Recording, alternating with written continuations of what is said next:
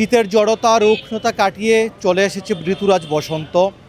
প্রকৃতিতে ফুটেছে ফুল, গাছে গাছে জন্মেছে সবুজ কচি পাতা, পাখিরা ডাকছে, কুকিল কুহু কুহু সুরে গাইছে গান।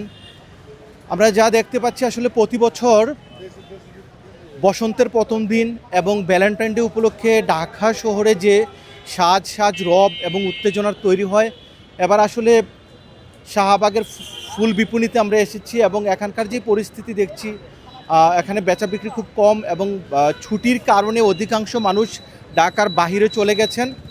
সেই কারণে আসলে বসন্তটা খুব জাঁকজমক হচ্ছে না, ভ্যালেন্টাইনটা উপভোগ্যকর হচ্ছে না। আর ঢাকা বিশ্ববিদ্যালয়ের চারুকলার বকুলতলায় যে বসন্ত বরণ উৎসবটি হয়ে থাকে, সেই উৎসবটিও হচ্ছে না এবার।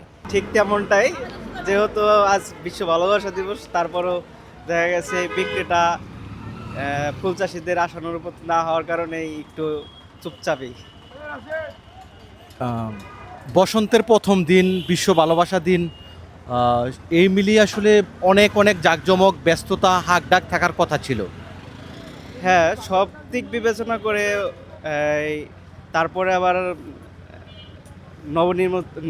নবনির্বাচিত রাষ্ট্রপ্রধান হওয়ার পরেও যে আশাটা ছিল যে এরকম জমজমাট হবে ফুলের বাজারটা, ওই রকম হয় নাই। লস হয়ে যাবে? কেমন লস হবে? লস লাভ বলা যাবে না, দুটাই আছে, তারপরে আর কি দুইটা মিলে চলতে হবে আর কি। এতটাও লস না, এতটাও লাভ না আর কি।